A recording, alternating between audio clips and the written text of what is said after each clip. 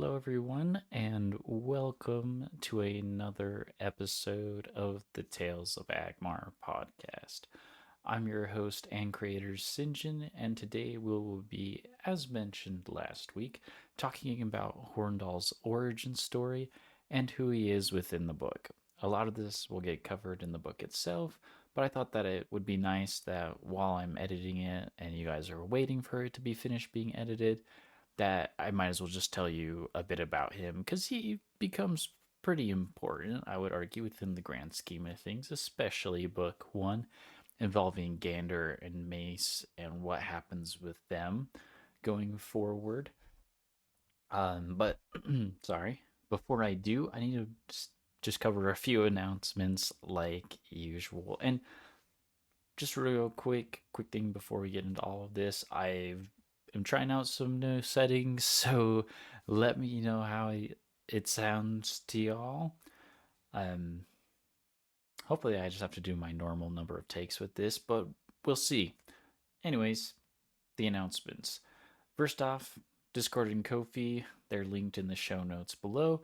Check them out if you want to support the cast and upcoming book, or if you want to get in better contact with me. I'm on the Discord constantly. I've got it hooked up so I get pinged if someone messages. And so if you just want to chat with me a little, I'll be in there. There's a few other people in there. Super excited to get to meet y'all. Also, the Discord is free. Um, yeah. So you don't really have any excuse except if you don't like Discord, which I can tell is progressively becoming a thing. So yeah, we'll run with it how it is now, and then if we got to make changes later, then we can. And I'm totally open to making changes. Anyways, that's all good there. Next, we're going to run to the book editing itself. I'm currently reading through the book in its entirety. Dang, that's it's crazy to say that I'm doing that now after having written it for so long, but I'm happy to report that it's going quite well. I also have a very small group of people reading through it, and I've asked them to give me feedback on a few things. We've kind of chatted about this bunch before, so I'm going to breeze through real quick.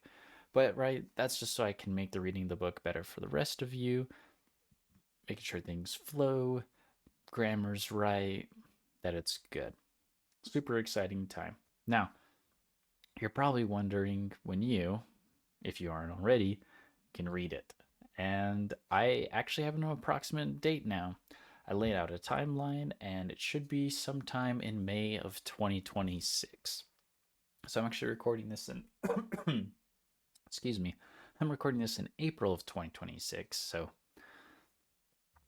by the time you're listening to it, it'll, well, still be April.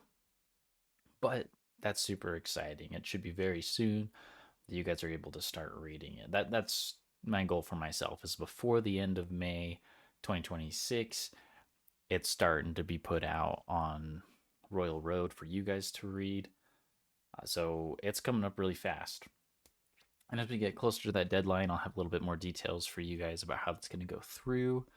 But I just want to let you know that it is getting closer, and I do have an approximate date. So it's a good time to introduce your friends to Tales of Agmar too. It's small and we're just getting things going, so I've got plenty of time to respond to you guys. If you've got a group of people that really love sci-fi or fantasy or both, I would love to meet them and just have them interact with what I have out so far and give me feedback, because that's how I'm going to be able to make the best story possible. And another thing about that I in the past have talked a whole lot about how I'm hoping to be able to self-publish this book, and I've been reading more into that as I've had more time and as my schedule's opened up. And I've realized that, and as well as talking to some other people, some really fantastic people in my life, and I've been chatting with them. They've been able to chat with some of their author friends. I've chatted with some of mine in the past, right? And it turns out that I might just want to take this thing to a publisher. It's going to be interesting. I'm definitely going to be fighting for a lot more rights in terms of different things. Like I've mentioned before, I want to take Tales of Agmar past just being books in the future, right? I want to be able to do a lot with it, have a lot going on. I really want to build it into an exciting world that people can come entertain themselves, kind of disconnect from reality for a bit in a safe way, right? That's actually going to, you're going to come away from it and you're like, dang, that was a really great story. And it's going to be really relaxing for everyone. It's actually been super relaxing for me writing it during what have been some of the most stressful times of my life. And I'm excited to have that transfer to you guys. I've had some people read it now, and maybe it's the combination of helping somebody else out with something, but the book itself, they've just been really excited to read it. They've said that they love the story plot. They've given me some more suggestions on like storytelling and specific wording of things, right? Wording's always a big issue within books and TVs, series and comics, etc., etc., I feel. And it's fantastic. I love that I'm at the point where that's the feedback I'm getting instead of the feedback of your story sucks, right? I was actually just chatting with my little sister, and she's been one of the people reading through it too, and she said the same thing. She's like, your story is actually quite good. The plot of the story is, there's parts where you might need to improve in like storytelling, but right, with some refurbishing, that's going to come out super well. So I'm very excited to present this book to you guys. That's kind of another reason why it's all of a sudden so close with it. That, and it is my first book, right? So I didn't really know how I was going to be able to do everything with that. And I've mentioned this before, possibly. Actually, I have. Excuse me. I'm going to ramble like this for a minute. Forgive me for rambling for too long. If you really just want to get into Horndal's origin, I will get into that very quick here. It's going to be very exciting, but I just feel like chatting with you guys a little bit about kind of who I am as an author. I've mentioned before that like a lot of my work isn't out there, and it's not, right? I've written a lot of what people would call like your closet novels or like under the bed novels, kind of a thing, like to the point where not a lot of people that even know me super well know that I've written stuff in the past, right? And so I've got lots of writing. And when I've talked to other authors, they're like, that's what you need is lots of writing behind you and a good idea. Okay, Tales of Agmar is a good idea. It's not just like a fan fiction. It's not a love story. And those things are fantastic, right? If you're a writer of fan fiction or a writer of like love stories to novels or like love notes to things, I think that's fantastic. Some people can do that really well, do some fantastic justice, and those can turn out to be really great stories. But in writing Tales of Agmar, I really wanted something different. I wanted it to be a new thing, right? Because just as I've sat here, right, like I'm a lover of sci-fi and fantasy, and we've been running through the same things forever, it seems, at least in my lifetime, right? We've been watching like the same sci-fi universes, the same fantasy universes, and if people do something new, it seems to be just a copycat of something old, right? And I love the old stuff. Some of the new stuff that's come out has been good as well, but I feel like it's 2026. We've we've progressed as a human species, you could say, and it's time that we write a story. Well, for me, anyways, I felt that it was time that I just write a story that was a good story, right? Because I found myself constantly complaining, especially in 2020, about some of the story, and still now, like I will find myself complaining, and I'm just like, I just need to go and write a story that I would like to read. Go write a good new story. Don't have it be a copycat of something old. Have it try to actually be new. And I've tried to do that. You might notice that I do my best not to explain Tales of Agmar by pulling references from other pieces of work, and it's not because I don't like those pieces of work. It's not because I'm worried about a lot of things. It's just because I'm trying to present this as something new. And so, with that, moving forward, right, we're in episode 32. It's been a wild ride, and I'm really excited to keep sharing it with you all. And another thing too is I talk so much with my hands that I'd like wave it at my computer screen and watch my bar go up and down on my on my recording software. So, anyways, hopefully as we keep going, we get into the future. As Tales of Agmar starts shooting off the ground, we're able to spend more time face to face. Whether that's I do some sort of like stream over YouTube once we start getting big enough, or maybe I somehow start doing book talks, right? And we And, I actually like go out on a stage and I chat with you guys about my book, and we do like Q&As about the universe because there's so much to explore the universe. I'm really excited to share with you guys. I have way too many notes written across like my phone, different notebooks that I find every single day as I've been scrounging through things. I have a huge stack of like notes and folders and world building that um and then there's even more of that that's just stuck in my head that I need to go put on a page. And so, yeah, we're getting to that point. It's really exciting. We're getting super close to the launch. Um, I'm just really excited. And by launch, I mean the soft launch onto Royal Road. My hope is, right, you guys will be able to hop onto Royal Road. It's a platform where you guys can read for free. Yeah, there's ads on there because the creators of Royal Road, and not a sponsor, by the way, but right, they have their own thing going on there. But my hope is that, right, it's a free access for you guys because I feel like it's going to be out there. You guys are going to be able to access it. You're going to read it, and you're going to give me feedback. Right. That's my form of payment in this case. Is you guys giving me feedback on the book. Right. That's how I get paid as an author in this case for me. Is I'm getting some more experience with my audience. I'm figuring out how you guys read things. Right. What's good. What's bad. If you're like, dang, the book's way too long, or wow, the book's like super short, or if it feels kind of just right.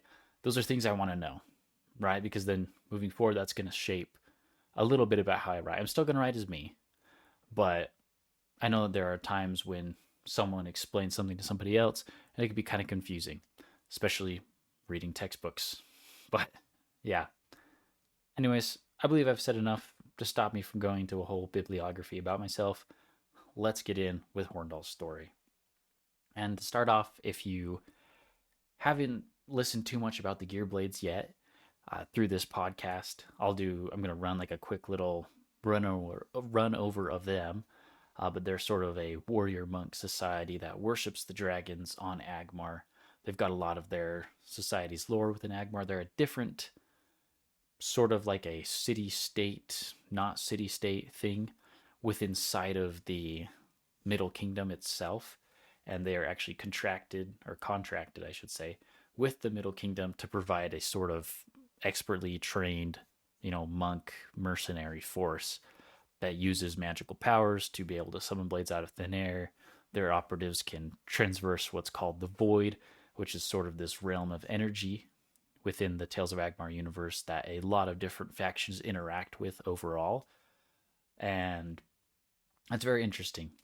The way that the void exists is it's more of like a mirror world or a shadow world in a sense where when you step into it you can still see the world around you. um especially when you're like a Gearblade user, right? And you can not quite interact with it, but it's got its own shadows within that. It's not an entirely different dimension, which we do have those in Tales of Agmar, and I do explain that during the Dragon cast. And so if you're interested in different dimensions, go check them out. But that's a little bit about kind of where the Gearblades pull their power from. I haven't talked too much about the Void yet, and we'll get more into that later as we keep going. But right, for Horndal himself, he's a master within Gearblade society. And what that means for him is he's not quite a religious leader in a sense. They're very much they have like a small council of masters that sit and help direct where the society as a whole goes. But they're more concerned about just sort of keeping dragon worship every day. They're a big reason why the Middle Kingdom is still worshiping dragons after now over 1,000 years of existing. They kind of do like missionary missions to keep the idea of the dragons alive within people because they feel like the dragons are the creators of Agmar and the universe as a whole, right? And that these mystical beings, where they pull their power from, spoiler, it's not exactly from the dragons, but we'll settle that later. They want to keep the worship of them alive so that the dragons stay in power, right? Because if the dragons stay in power, that means the demons don't stay in power. And so this is another little bit from the Dragon cast, but you need to understand Master Horndal is, as a Gearblade, he's very much against the demons as a big thing, right? The Gearblades as a group fight with the Middle Kingdom for money, standard prestige. A lot of them have ties to the Middle Kingdom, and so they fight for the Middle Kingdom against the theocracy out of honor. But their big thing is always dealing with demons. Now, the theocracy does not directly associate with demons, right? There might be individuals within that government that do, but as a whole, the society is not centered around the worshiping of demons. So, Master Horndal isn't always concerned with their steampunk creations. Now, the nobility of the Middle Kingdom would be concerned about that, but he's not. So, focusing in a little bit more on him, he starts out how a lot of his fellow Gearblades have, right? When he's young, he's found to be gifted with a connection to the dragons, which, as the story goes on with Tales of Agmar, we'll explore kind of how that works, what that looks like. But he is just innately gifted. He's actually very powerful. What is referred to overall as dragon blessed. Now, when you're dragon blessed, you can be a number of different things. You don't have to just be a Gearblade. And we'll talk a little bit more about that probably in a cast very soon. I've just been trying to flesh out a little bit more about what that's going to look like, because I have like way too many people that are like dragon blessed or like fallen dragon blessed kind of a thing. But again, we'll worry about that later. For Horndal specifically, he runs into being a Gearblade, right? His family has had a tradition of going and serving the dragons as Gearblades, and he goes and does that. Obviously, this means that he was born in the Middle Kingdom. There are other Gearblades that find their way to the Middle Kingdom, whether they're Terravan or Aurelians. We even have some Forgeborn that find their way there through various means, and that's where they exist. And that so it kind of creates this interesting dynamic where the Middle Kingdom is a kind of has like some other species in it, but not a ton. And if they do have any other extra species, they're either a descendant of or actively are a Gearblade. Right now, of course, Master Horndal is a human. We've yet to really introduce a lot of main characters that are other species. They will come in, and I've done this specifically with Tales of Agmar. There's a reason, and it's because I want you to see the world through like the human eyes first, and then as I add in other important characters, right, you'll get a glimpse into kind of like the culture and society of Aurelians, more Terravans, Forgeborn. There's a bunch of others that are going to be slowly popping up as we continue to explore this world together. And it's going to be super exciting. All right, but anyways, sorry, I get way distracted talking about all this stuff, but thank you guys for sticking with me. For Horndal himself, he runs through the route of being a Gearblade. That involves a lot of training to begin with, right? The first big thing is they actually teach you how to use sword fighting as the first thing to kind of prove you are a Gearblade is you summon your Gearblade out from the void. And so you usually will practice that for a bit. Once you master that, then they're going to put you on to sword training, because that's your main way of defense slash attack against the demons. And constantly the demons do interesting kind of like dusk time raids where, and I believe we've talked a little bit about their origin in the past, but right, demons, they have a flesh crafting, that's not a technology but a tradition, so to speak, and they send those monstrosities into the material realm constantly. They're brought in through their servants that exist on Agmar and other planets, and they will harass the populace there. And so the Gearblades are always fighting these groups. There's not these, as in recent years, there haven't been crazy amounts of them. In the early days of the Middle Kingdom, there was quite a bit, and so a lot of normal people would also be found fighting the demons with the Gearblades. And that is a history that I'd love to explore with you guys if you guys are so interested, whether we do like little storybooks or novellas, that kind of thing, right? We'll run into it more once we have finished exploring the main line of books. But after we get that done, right, Horndal comes in after that point. So he's grown up into a relatively semi-peaceful time. There's little moments where demons pop up, and he's been in some big moments there. But he does exist kind of, the theocracy is pretty young within Tales of Agmar lore. If I don't have these notes right in front of me, this is just a little tidbit that I'm adding away from my notes. but the theocracy has only been up for like a few hundred years. I think I put them around like 200 years of existing, and so they've grown a lot in 200 years. But they always have these battles with the Middle Kingdom, and the Gearblades constantly get involved for a number of reasons.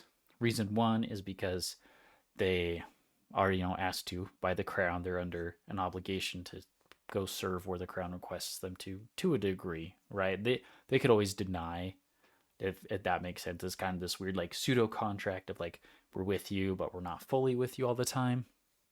And so that that pulls into some things where sometimes it's just the Middle Kingdom pouring troops over to an area and there's no Gearblades. But in terms of the theocracy, they usually bring Gearblades with them because, again, the whole tie with some nobles and even some non-nobles having Gearblade, brothers, sisters, friends, family, etc. within the unit. Those people get appealed to. There's also money involved, and a lot of Gearblades will sometimes just join the order to then make a bunch of money, and they do. There's tons of money to be made within the order. But right, so they go out, they do that, and this is where Horndal comes in into one of these. This is kind of where he starts to make a name for himself. He was already a master at this point, but the king puts out a call for a big.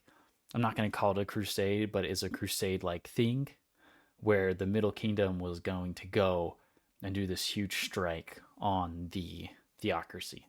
Now, this was mainly directed by the nobles of the Middle Kingdom. There's sort of this noble council that goes on, and the king is similar to like the Magna Carta idea. Some of those ideas explored in that document, kind of like a Senate thing as well in that case, where the king or president, in this case it's a king, is semi at the whims of them. He has like the ruling vote, but if a lot of them are like, hey, we need to go attack the theocracy before they get too strong because it's been a while since anyone's attacked them, we don't know what they're doing, then you're going to run one of these sort of crusade things. That, and then theocracy's raids, as is mentioned in their special casts, as you can kind of start to tell now, especially if you're new here. I've done a lot of previous casts that explore more of how these individual factions work and fight with each other. But, right, there's been some, all of a sudden, increased movement with the theocracy along the border wall, or it's also called the land wall. All right, and so they're going to go and fight there. The theocracy has actually been encroaching on it very quickly. So Master Horndal joins this group. They sail through the seas, make it over there. But because, we're in the age of sail for them and it takes a bit to get places, by the time they get there, the theocracy has already broken through the land wall. And so they have to fight their way, one, to the land wall and then fight back. And at the same time, they're doing this against not just the theocracy's guns, but also their mechs. And this is a big part where Gearblades come in. And the Gearblades also run with gearsmiths, sort of like an auxiliary support unit within them. And they have both combat and non-combative roles. But this brings two things. One, the Gearblades supply Buster Swords to the Middle Kingdom.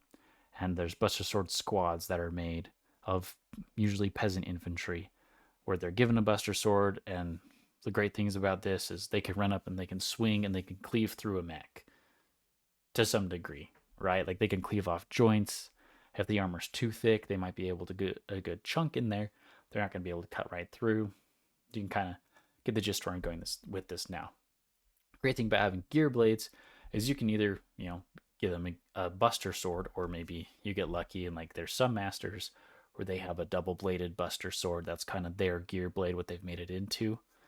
And right, those people are going to join you. They're going to be very good against anti-mech, and then as well as scouting, thanks to their void abilities, and then some anti-personnel, some assassination of important battle or important individuals that show up on the battlefield, that kind of thing.